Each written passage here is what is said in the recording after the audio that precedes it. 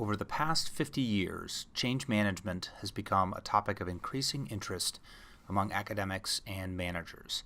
Thousands of hours have been spent researching how change can best be managed, and organizations have spent millions of dollars employing consultants to help them manage that change. My name is Ken Brown from the Tippie College of Business, University of Iowa, and I'm speaking on behalf of my colleagues, Stephen Cummings and Todd Bridgman, both from Victoria University of Wellington. You are listening to a vodcast introduction to our article, Unfreezing Change as 3 Steps. Our article argues that a foundation upon which much of change management activity is based, Kurt Lewin's classic 3-step change framework, is not at all what we believe it to be. The most popular change management framework of the past 20 years is Kotter's 8 Steps of Change. It starts with creating a sense of urgency and ends with consolidating and institutionalizing the changes made. But where did Kotter's framework come from? He claims it's based on many years of experience and multiple successful change interventions. But it's also reassuring that Kotter's 8 steps and the Arctic metaphors on the covers of his popular books follow the format and imagery of what is regarded as change management's foundational, fundamental, and classic change framework, Kurt Lewin's Change as 3 Steps: Unfreezing, Change, and Refreezing. In fact, most of the best-known change management frameworks, the 5-stage model of Roland Lippitt and his colleagues, the 6-step approach promoted by Kolb and Froham, and the popular 1980s framework by Tichy and Devana, to name a few, all appear to rest on the foundation laid by Lewin nearly 70 years ago. And where does this solid foundation come from? What's even more reassuring is the nature of the scientist who developed what we have built the field of change management upon. Kurt Lewin, or Levine, as it should be pronounced in the original German, was a great pioneering scientist, regarded by many as the founder of social psychology. He fled from Germany to continue his research in the United States in the 1930s, and is best known for his field theory, which holds that human behavior is a function of psychological environments. However, the man called the Great Experimenter by his biographer made many other scientific discoveries with regard to group dynamics as well. Tragically and unexpectedly, he died young of a heart attack in 1947.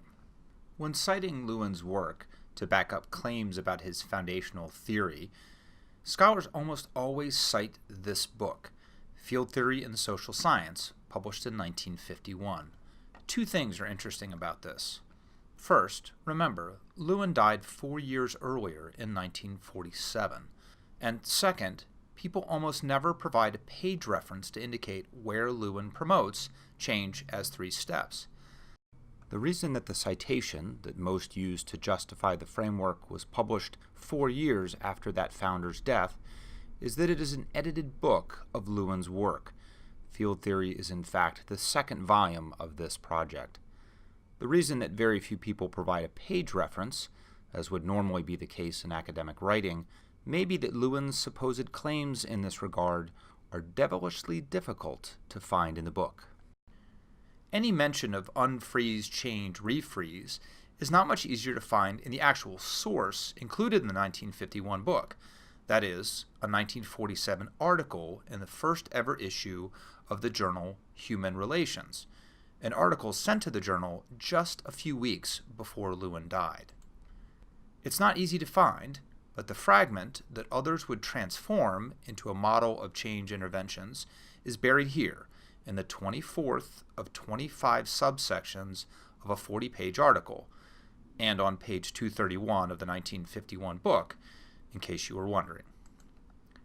Lewin writes here that change is 3 steps: unfreezing, moving, freezing. Lewin never used the word change or changing in this context, and he never, ever wrote the word refreezing, is a way that planned social change may be thought of. Unlike the many other points made in the 1947 article and the 1951 collection, no empirical evidence is given for this notion, and Lewin did not illustrate it with a diagram, certainly not a diagram like that which is presented as his classic framework in many textbooks today. This framework is also not related to any one particular experiment, and Lewin does not suggest that it should be used as an intervention tool. In our article, we outline how this fragment was taken up by later authors after Lewin's death, made into the classic framework, and then attributed back to Lewin. So, are we advocating that we should scrap these foundations of change management altogether? Not necessarily, but we should be cautious of giving too much weight to them and treating them as proven. And most importantly, by realizing that Lewin did not advocate unfreeze, change, refreeze as a foundational change intervention model, we can return to what Lewin actually did advocate to learn some valuable lessons about change management. By looking behind, or unfreezing, to use that term, the supposed foundations of change management, we can realize the forgotten insights based on Lewin's research. We describe more of these in our article, but a couple are worth stating briefly here. First, one large study of organizational change that Lewin was involved in incorporated a number of experiments.